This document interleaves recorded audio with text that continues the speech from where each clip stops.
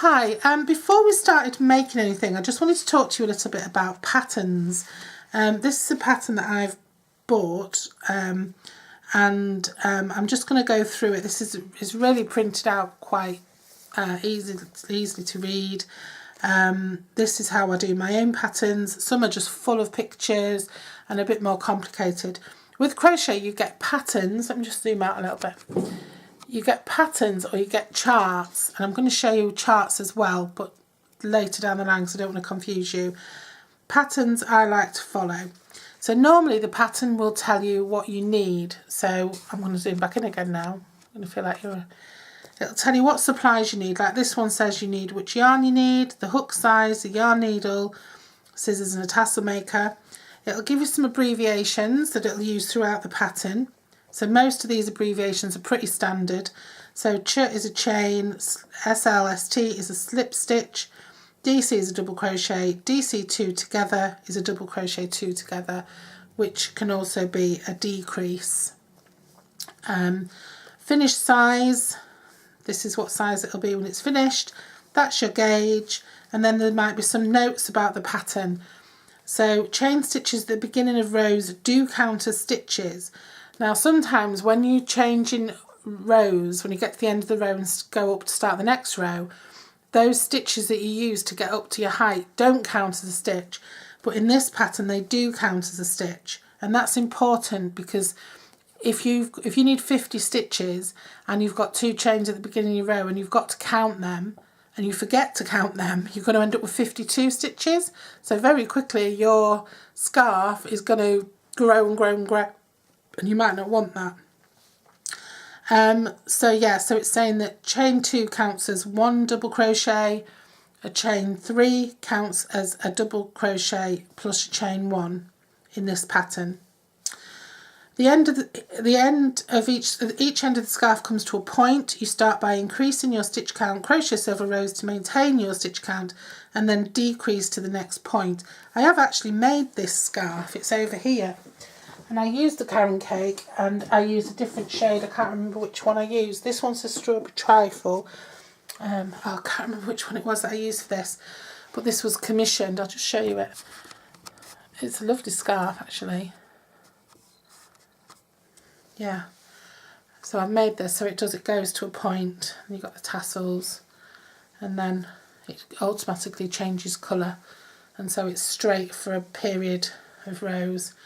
It's a lovely scarf, and I've made a hat to go with it as well. So yeah, it does that. It goes from point to point. Sorry, I've just thrown it over there. I always like to wash things and stuff before I send them out. So it says if you have broad shoulders and want to wear this project as a wrap, you may want to add extra rows after row 73. So it gives you some information. Then your instructions start. I'm not going to show you them all because obviously this pattern is copyright. Well, it isn't. It doesn't say it is on here, but it is protected.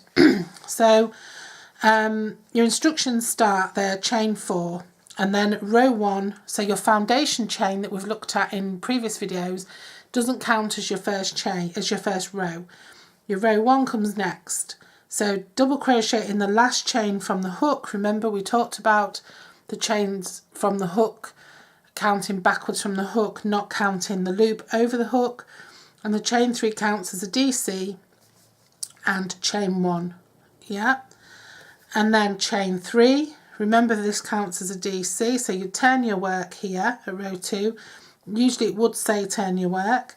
Remember this counts as a DC. This pattern actually wasn't that good in terms of it was a little bit ambiguous in places, but anyway, chain 3, remember this counts as a DC plus a chain 1, that was told us up here.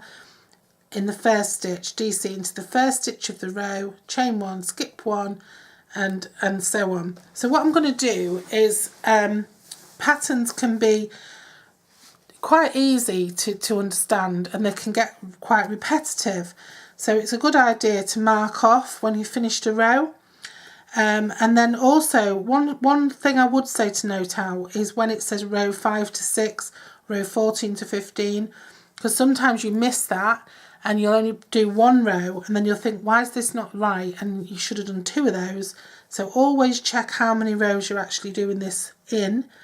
Usually asterisks are used so that whatever's between the 2 asterisks is a repeat pattern. At the end, you'll usually find you have in brackets a number. That's the number of stitches you should have at the end of that row. So keep counting those stitches. Remember how we count the stitches at the top, and checking that you're on track with your stitches, so you can spot if you go wrong. It's better to spot that you've gone wrong and unwind one row than to spot you've gone wrong and unwind the whole project, especially if it's like 80 rows long already. So yeah, so they become quite repetitive, a lot of patterns, because a lot of patterns, they are repetitive by their very nature. So they're easy to understand and they're easy to follow. And what I will do is I'm going to use one of my own patterns, and I'm going to work through reading the pattern and making the item at the same time with you to help you later on. I don't want to, in this absolute beginners section, I don't want to bamboozle anybody with too much information. So I just wanted to sort of introduce you to patterns, start looking at them and sort of getting used to the terminology for now, and then we'll sort of work on them together as we go along. And I'll also, later on, I'll also introduce you to crochet charts. And there's other little bits and bobs that I want to talk about, like conversions and hook sizes. Hooks, as I've mentioned before, they come in all different shapes and sizes, but they're called different shapes and they're called different names in different parts of the world, which is really confusing. So anyway, I hope that now, if you've watched all of these videos, that you will have enough information and enough basic skill to move on and to start actually making something. And the first thing I'm going to make with you is going to be a granny square, because I know it sounds a little bit boring and a bit grannified, but the reason granny squares are a good place to start is that they're very easy to do. And once you can do a granny square, you can just keep on going with it. So you can make it, I haven't even got one, I've got one right there, but I can't get to it because it's underneath all my stuffing. But yeah, once you can do a granny square, then you can make blankets, pillowcases, coasters, runners, scarves, garments. You can make more or less anything once you can do a granny square. So I'm going to show you a granny square because it's a really simple and really versatile pattern, and you'll really be able to start making something with a granny square. My first ever project was just a granny square that got bigger and bigger and bigger and bigger and changed colour and changed colour and changed colour. And it was my daughter's blanket, and she absolutely loves it. It was in autumnal colours, and she absolutely loves it, and she I don't think she'll ever part with it. And then I made one for my son, which was granny squares in really vibrant colours, all his favourite football boot colours, and that was like more like a patchwork, and he has still got that and he loves that. Your first crochet piece you will cherish. So yeah, we'll be getting on to doing a granny square very, very soon. And then what I'm going to be doing is I'm going to be uploading videos for more advanced and intermediary crocheters, so that I can share some of the lovely things that I've made. And yeah, so I'll be labelling those beginners and so on, so that you'll know which ones to look out for.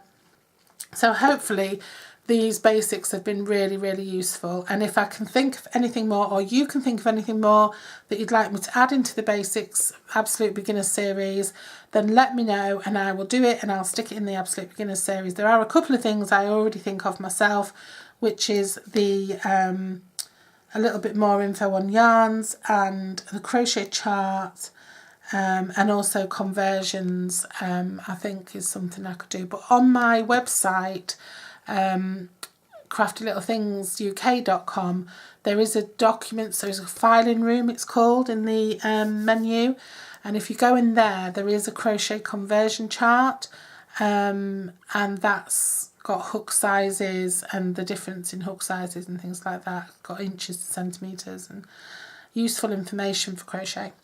Okay, so thank you for joining me, and I hope you'll be back. Thank you, bye-bye.